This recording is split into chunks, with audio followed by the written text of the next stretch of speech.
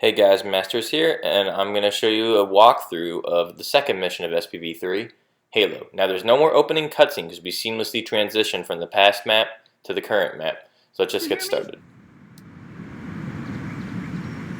Now one of the things that we've added is Marines that will help you for the first part of the mission. Rather than start you off solo, we give you a small team that consists of a Marine with an assault rifle, a battle rifle, and Johnson with a sniper rifle. We don't do any loadouts on this mission, rather we just have the weapons scattered around the life pod so you can go around, pick them all up, test them all out. We also give you two armor abilities, Sprint, which does not yet currently have a first person animation, and then we also have Visor, which is useful for picking out enemies that can kind of blend in with the environment. I'm going to go with Sprint. What I like about using Sprint in our mod is that it helps you get from place to place faster. If we're lucky, the Covenant will believe that everyone aboard the levels aren't really designed around it. So it still plays like classic Halo if that's the way you want to play. If you want to be able to dart from cover quicker, escape battles, then Sprint's the armor ability you should use. However, if you want to use something like the Visor, the Radar, Health Regen, Active Camouflage module, then you have to give up Sprint. So it's a trade-off for the player if they want that extra mobility or something else to help them. Now you also notice that the assault rifle has a zoom. The idea here was that if we're going to have it be the mid-range weapon similar to the SMG and ODST, we should experiment with giving it a zoom. It's not headshot capable, it doesn't change your accuracy like Halo 5 Smart Link does, it's just simply a zoom. Now in this encounter we introduce you several things. We have the skirmishers, the particle carbine, and our focus rifle. This is actually a really nice encounter to have your Marines with you.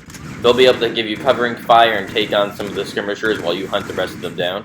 They're pretty fast enemies, and having the extra firepower when people help stun them works too. It also helps draw the elite's fire, so you don't get bombarded by shots while you're trying to kill the skirmishers. The Marine AI has been upgraded substantially. The idea we had was, since we're never gonna, unfortunately, ever have co-op in this, we should make the Marines be as useful as a co-op player around you. They're not going to be the best player, but it's like having your little kid brother go there, start hurting an elite and let you finish it off, or providing that final burst of fire that you need to take it out before he whacks you in the face.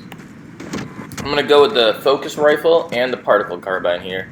A little bit of information on each weapon. Staying true to Halo 1's weapon design, they're less effective versus health, more effective versus shield, and they both use heat.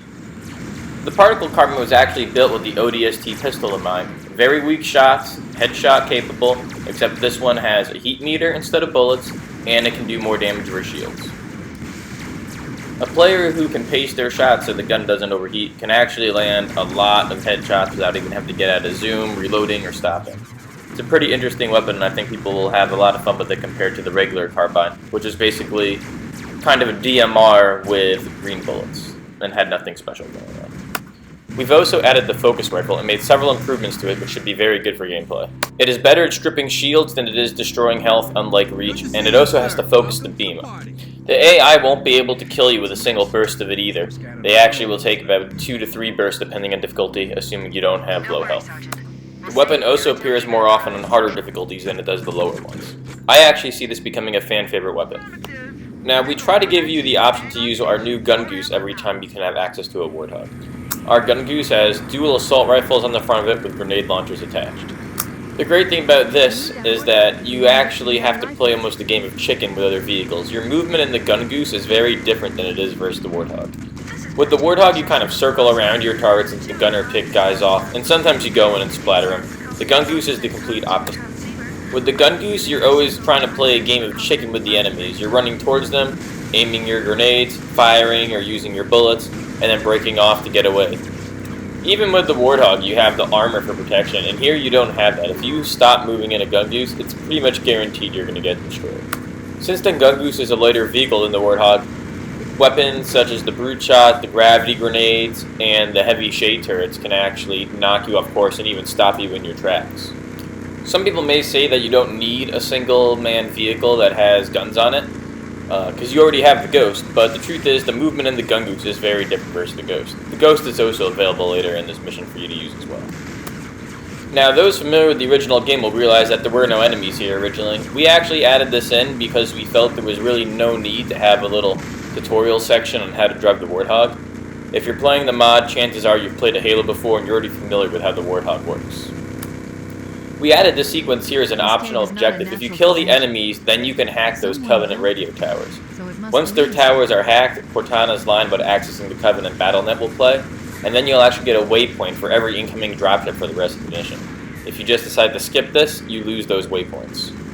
Throughout the mod, you'll actually notice that we have lots of things where if you just take your time to do something right, say save all your Marines, kill all the enemies, you'll be rewarded with different, I wouldn't call them perks, but different things will happen that can change the outcome of the mission. There's also terminals scattered throughout the game, and if you're able to kill all the enemies, then of course you can access those terminals. If you just try to run through the areas, you won't be able to find them. Because the mission Halo is really known for being open-ended, and you can approach things in any direction and in any order you want, we want to make sure that carried over to the new areas as well. Now, while I approach this new area in a Ghost, you could also do it in a Gun Goose or a Chain Gun Hog. Or, if you really wanted to, you could even do it on foot. This area was inspired by Halo 3 when the Brutes have taken Johnson prisoner. In this area, they've already taken several Marine captives, and they're holding them in cells. Once you get by this initial little river area, I choose to go on foot, and I actually do this pretty much in a different order each time. There's 3 areas you can go to. Oh, sorry, side note, just showing off our new sun effects, which are really cool. But as I was saying, there's 3 locations, and each one has Marines. When you free the Marines, they join you and will follow you around the area and help you free the other Marines. Sometimes I like taking the Warthog and parking at a location and just letting them give off covering fire, and I lure the Covenant out so the Warthog gunner can tear them up. I prefer to clear up the skirmishers in the middle of the river just so I can go to whichever location I want first. But you don't have to do that. You can work your way around the canyon and then use your Marines to help take out the skirmishers if you wish. The nice thing about all these areas that hold the Marines is they all have 3 different approaches. Depending on which ones you decide to go to first, it'll open up paths for you to go to the next one. Not like literally open them up, but if you clear this area that I'm fighting at right now, you can take the back path to the rear structure. If you take the hill first, then you can get the drop on the grunts as they're coming out to the riverbed, that type of thing. When you figure that there's 3 different vehicles you can take in this area, plus you can do this on foot, there's 3 different areas to attack and 3 different approaches for each one. You can really play this a different way each time. It's really interesting watching tester footage and how they'll go about this sometimes. It's also a very simple area. There's a lot of games, especially Halo games, that have very complicated play spaces. This is not one of them. Halo's encounters, especially in the first game, have a very round design to them where the enemies are clustered in the middle and you get to walk your way around and navigate the environment and ways to attack them. You see a lot of this in Assault in the Control Room and those copy and pasted rooms. Here we have 3 circular play spaces, and they all exist in the same area. The idea for this whole section came from the idea of, well, if we're going to do new areas to explore, unlike we did in SPV3 where it was just endless caverns, we wanted stuff that reflected the original mission design. The idea was to basically do an on-foot area version of the last half of the original mission, where you can go to your objective in any order you want and be able to freely roam without being told what necessarily to do. I do want to talk about some of the weapons I've been using. First off, the DMR, which I just dropped. When we first started experimenting using the DMR, we did not want it to be a replacement for the battle rifle or the pistol. The DMR is, and does function, like a miniature, weaker sniper rifle with a larger clip. The DMR has very little auto-aim and also a 5x scope. It is not easy to use at close to mid-range. The battle rifle is designed to be the overall best rifle to use, but the DMR excels at long range. Out of all the precision weapons, it does the most damage, has the largest clip, and has the fastest traveling bullets. On the opposite side of the spectrum, you have the pistol, which actually can have the highest kill time at close range out of any headshot capable, with the exception of the sniper rifle, of course. Now, we've also added 2 new grenade types, the cluster grenade and the gravity grenade. The gravity grenade can actually suck objects into its field, and then it explodes and will send them flying. It's actually based off of a cut piece of equipment from Halo 3 called the Vortex, which is a piece of equipment that would have sucked things in and taken advantage of the Havoc physics in Halo 3. We also have a new weapon primarily used by the Brutes called the Shredder, which is our replacement for the Spiker. The Spiker I never really saw as a very interesting weapon. It was basically a plasma rifle that ran on ammo and did less damage versus shields. There was nothing really unique that you could do with it. The Shredder is an older version of the Needler, and while it can't bypass shields like the Needler can, it does massive damage when the spikes both enter a target and when they detonate. Since it does damage in 2 stages, it will stun a target twice. And since it's a needle-based weapon, it can also create a super combined explosion if you get 7 or more needles into a target. As is the human weapons, it's not very effective versus shields, but highly effective versus health. The next new area is based off something from the book Halo the Flood. In the book, the Marines capture a base that they call Alpha Base, which is basically the command center for humanity on the Halo ring as they fight the Covenant.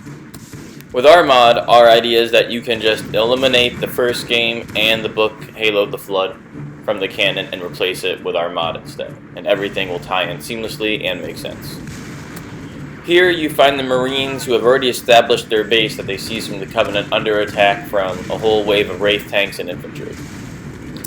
Like the area before, the idea was to make this as open-ended for the player as possible. They can go and attack these tanks in any order they want, in any location they want, and pretty much in any vehicle they want. By this point, a player could do this area with a Gauss Hog, a Rocket Hog, the Chain Gun Hog like I'm using right now, a Ghost, a Wraith Tank, or even... a Gun Goose.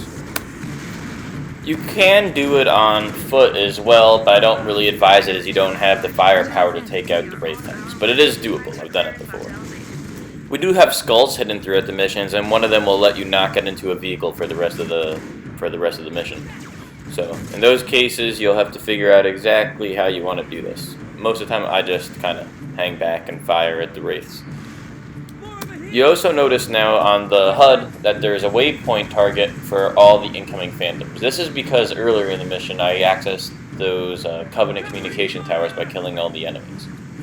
So for areas like this, you always know where they're coming in. You can predict if you want to destroy the Phantoms. You can try to get weaponry to do it. Right over here, you'd have to use the Gauss or Rocket Hog. I'm going to take a Rocket Hog right here and start doing the Phantom Wave with it. You could actually go around the whole area, flip over all the Hogs, get the Marines into the gunner seats, and just have a whole army of Marines and Warthog turrets firing at the Covenant. I actually haven't tried that yet, but there's no reason you can't do it.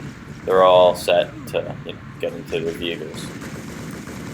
Once you're done with the Warthog section, you actually have to go inside the base and work your way up to the upper level.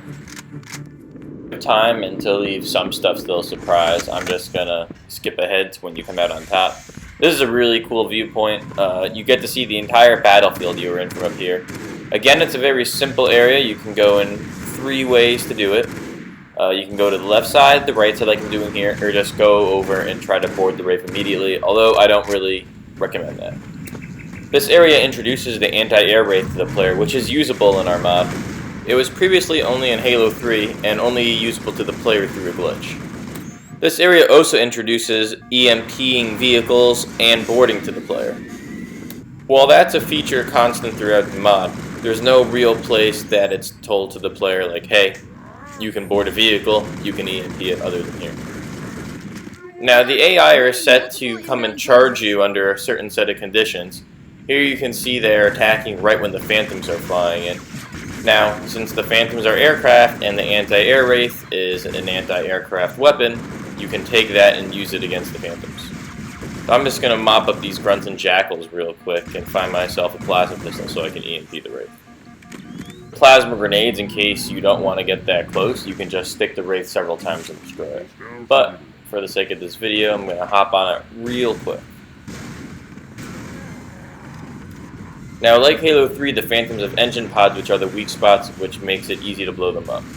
I'm going to get very lucky here and just be able to hit the very tip of it and take it down. If the Phantoms drop their troops, you can either use your anti-air Wraith to get them, but you have limited view of the lower areas, so many times I just get out and chase them down. Anti-air Wraith does overheat after you fire it enough. It's the only vehicle that has an overheat function. It was just too powerful without it. I mean, the thing just fires, multiple fuel rods. It's pretty strong. Once you're done, I just collect the weapons over here in case the vehicle has been destroyed and you need to fight off the Covenant. There's a little stash of weapons and grenades over here. And then you just go over and hit this switch to open up the area to the next canyon. You can see the door open right over there from the top of the mountain. You see our sun effects again, while the pelicans fly in. And the pelicans will bring you one of each hog as well as a whole new batch of marines to reestablish the base. Now, fall damage has been tweaked, so you don't take quite as much of it. You can just hop on down the structure. I'm just going to take my original hog over here. Now, all warthogs have health packs built into them, so if you hit the flashlight key, it will heal you and your passengers. Now I'm just going to go skip ahead over into the final stock area for Reunion Tour. What's cool here is you've had all these vehicles available to you. You can take any of them, so any of the 3 hogs, the gun goose, the ghost, a wraith mortar, and if you're clever enough to get that anti-air wraith down, you can even take that into this area. We scattered a few ghosts around to greet you when you come here, and there's also a patrol of Covenant over at the life pod over there. The life pod has a bunch of armor abilities that you can pick up. So again, if you want to take out those enemies, you can, and you get rewarded for it. If you don't, well, then you're stuck with the armor abilities that you currently have. This area over here at the life pod kind of works as a little hub where you can go and restock and find different weapons and ammo and tools. That's pretty much it. The rest of the mission plays mostly like the original with a few small twists. Thanks for watching. Be sure to subscribe and like this video. Those likes help a lot. We're also on Reddit now at rhalo SPV3, so we welcome you all to come join us in discussion. You can also follow me on Twitter. I try to do something every day just to inform people on what's going on with the mod. Of course, you can always just leave a comment on this video, and I'll do my best to answer whatever questions you have. Until next time, Masters out.